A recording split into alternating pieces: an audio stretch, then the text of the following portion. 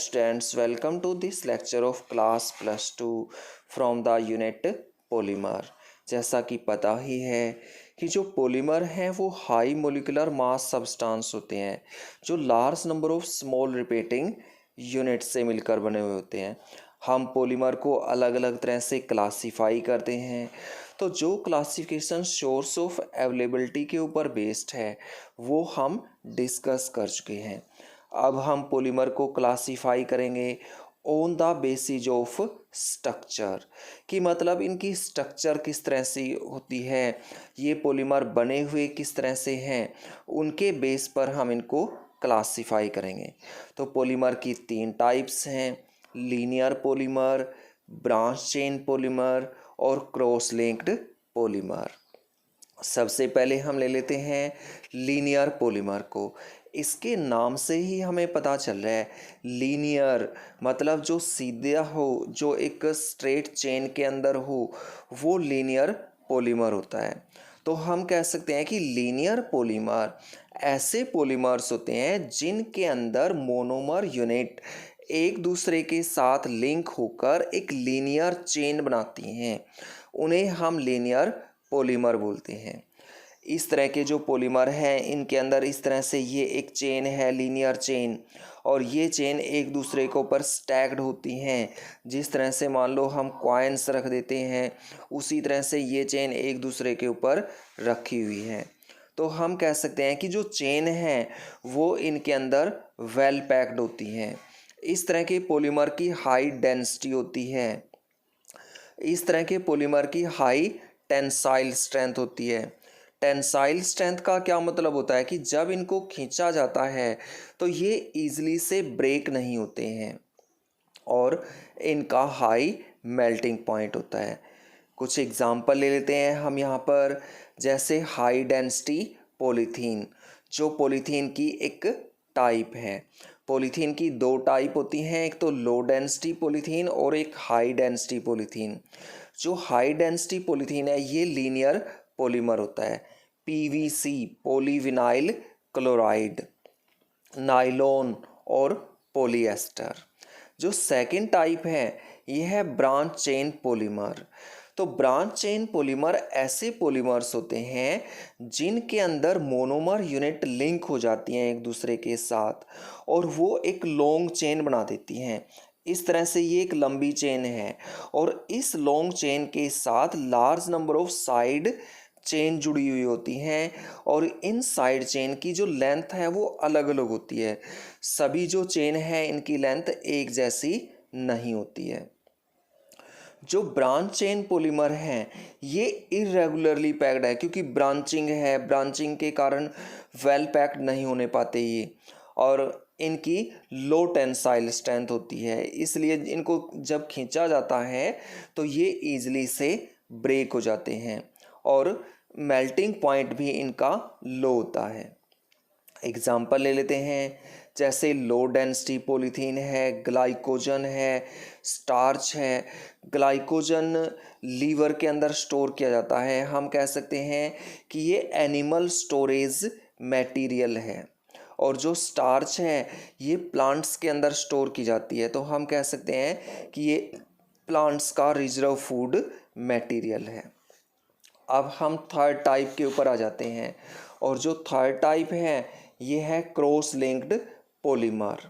तो cross linking नाम से ही हमें पता चल रहा है कि इसके अंदर क्या होगा, मोनोमर यूनिट एक दूसरे के साथ लिंक होकर एक 3 डायमेंशनल नेटवर्क स्ट्रक्चर बना देती हैं वो, और इस तरह के पॉलीमर को हम क्रॉस लिंक्ड पॉलीमर बोलते हैं। इस तरह से ये एक चेन है, यहाँ पर ये चेन दूसरी चेन के साथ जुड़ी हुई है, दूसरी चेन आगे तीसरी चेन के साथ जुड़ी है, वो फिर अगली चेन के साथ जुड़ी है। तो इस तरह से जो चेन है वो एक दूसरे के साथ लिंक्ड हैं, और इसी नेटवर्क के कारण ये जो पॉलीमर होते हैं ये हार्ड होते हैं, रिजिड होते हैं और ब्रिटल होते हैं। एग्जाम्पल ले लेते हैं, जैसे बेकेलाइट है। बेकेलाइट तो देखा होगा तुमने, जो घरों के अंदर हम कोम मतलब कंघा यूज करते हैं, जो इलेक्ट्रिकल स्विच वगैरह होते हैं ये बेकेलाइट के बने हुए होते हैं। और दूसरा है मेलेमाइन फॉर्मल्डिहाइड रेजिन।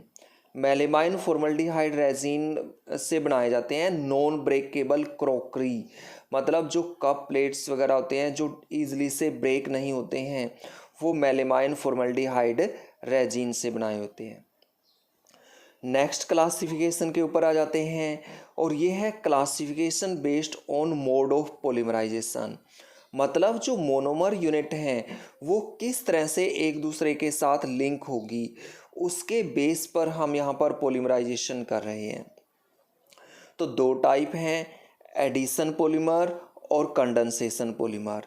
सबसे पहले हम एडिशन पॉलीमर को ले लेते हैं। तो इनकी सिंपल सी डेफिनेशन है कि जो पॉलीमर एडिशन रिएक्शन के द्वारा बनते हैं उन्हें हम एडिशन पॉलीमर्स बोलते हैं, और इस तरह से जो पॉलीमर बनने का प्रोसेस है उसे हम एडिशन पॉलीमराइजेशन बोलते हैं। देखो, ये पॉलीमर ऐसी मोनोमर यूनिट से बनते हैं जिनके अंदर डबल या ट्रिपल बॉन्ड होते हैं। जैसे सिंपल एग्जांपल ले लेते हैं, हमने एथीन का एग्जांपल ले लिया, इसका फॉर्मूला होता है CH2 डबल बॉन्ड CH2। तो इसकी N यूनिट्स एक दूसरे के साथ जुड़ गई यहाँ पर, और जिससे पॉलीथीन की फॉर्मेशन हो गई। इसी तरह से सेकंड एग्जांपल ले लेते हैं, ब्यूना एस का एग्जांपल ले लिया। इस वर्ड से ही हमें इसके बारे में पता चल रहा है। जो ब्यूना वर्ड है ये रिप्रेजेंट करता है ब्यूटा 1,3 डाइइन को, 1,3 ब्यूटा डाइइन भी कह सकते हैं और ब्यूटा 1,3 डाइइन भी कहा जा सकता है। और दूसरा एस है, एस रिप्रेजेंट करता है स्टायरीन को। तो ब्यूटा 1,3 डाइइन का फॉर्मूला होता है CH2 double bond CH single bond CH double bond CH2, और स्टायरीन का फॉर्मूला होता है CH2 डबल बॉन्ड CH और इसके साथ बेंजीन रिंग जुड़ा हुआ होगा, C6H5 जुड़ा होगा। जब पॉलीमराइजेशन होगा तो जो डबल बॉन्ड है वो सिंगल बॉन्ड के अंदर कन्वर्ट हो जाएगा, और जो सिंगल बॉन्ड है वो डबल बॉन्ड के अंदर कन्वर्ट हो जाएगा, और ये दोनों यूनिट एक दूसरे के साथ सिंगल बॉन्ड के द्वारा जुड़ जाएंगी, और जिससे फॉर्मेशन हो जाएगी ब्यूना एस की। कुछ एग्जाम्पल ले लेते हैं, जैसे ब्यूना N है, ब्यूटाइल रबर है, सेरवेन है, PVC है, ओरलोन है, टेफ्लॉन है, पॉलीप्रोपाइलीन है। ये कुछ अदर एग्जाम्पल हैं एडिशन पॉलीमर की। सेकेंड टाइप है कंडेंसेशन पॉलीमर। देखो, कंडेंसेशन के बारे में सुना होगा, जैसे वाटर है उसको डिस्टिल्ड वाटर में कन्वर्ट करते हैं तो जो वेपर्स होते हैं उनकी कंडेंसेशन करते हैं। उसी तरह से यहाँ पर ये जो पॉलीमर होते हैं ये कंडेंसेशन रिएक्शन के द्वारा बनते हैं, और ये जो कंडेंसेशन रिएक्शन के द्वारा पॉलीमर बनेंगे इस प्रोसेस को हम कंडेंसेशन पॉलीमराइजेशन बोलेंगे। और इस तरह की का जो प्रोसेस होता है उसमें ऐसी मोनोमर यूनिट कंबाइन होती हैं जिनके अंदर 2 या 3 फंक्शनल ग्रुप प्रेजेंट होते हैं, और जब कॉम्बिनेशन होता है तब सिंपल मॉलिक्यूल्स का एलिमिनेशन होता है, जैसे water, ammonia, hydrogen chloride, alcohol. ये क्या है? सिंपल मॉलिक्यूल हैं। तो इस तरह के सिंपल मॉलिक्यूल का एलिमिनेशन होता है। जैसे एग्जांपल ले लेते हैं नाइलॉन 66। देखो, इसको हम नाइलॉन 66 नहीं बोलते हैं, इसको नाइलॉन 66 बोला जाता है। क्यों बोला जाता है इसके बारे में भी हम डिस्कस करेंगे। इसके लिए हम इसकी मोनोमर यूनिट देख लेते हैं। तो इसकी मोनोमर यूनिट है हेक्सा मिथाइलिन डाई अमाइन। देखो, हेक्सा का मतलब 6 होता है, मिथाइल वर्ड जहाँ पर आ गया उसका मतलब एक कार्बन एटम से है, तो CH2 6 है, डाई का मतलब 2 से है, और अमाइन का मतलब NH2 फंक्शनल ग्रुप से है। तो जो CH2 6 है इसके साथ 2 अमीनो ग्रुप जुड़े हुए हैं। दूसरा एडिपिक एसिड। एडिपिक एसिड क्या है? कार्बोक्सिलिक एसिड है, और कार्बोक्सिलिक एसिड का फंक्शनल ग्रुप क्या है? COOH है। तो 2 इसमें COOH ग्रुप प्रेजेंट होंगे। और जो नाइलॉन 66 है इसकी प्रत्येक जो मोनोमर यूनिट है उसके अंदर 6 कार्बन एटम होते हैं। इसी कारण से इसका जो नाम है वो नाइलॉन 66 है, इसको नाइलॉन 66 नहीं बोला जाता है। जब एलिमिनेशन होता है तो यहाँ पर वोटर मोलिक्यूल का एलिमिनेशन होता है। यहाँ से H अमीनो ग्रुप से और कार्बोक्सिलिक ग्रुप से OH मिलकर H2O की फॉर्मेशन कर देते हैं और ये यूनिट इस तरह से एक दूसरे के साथ लिंक हो जाती है।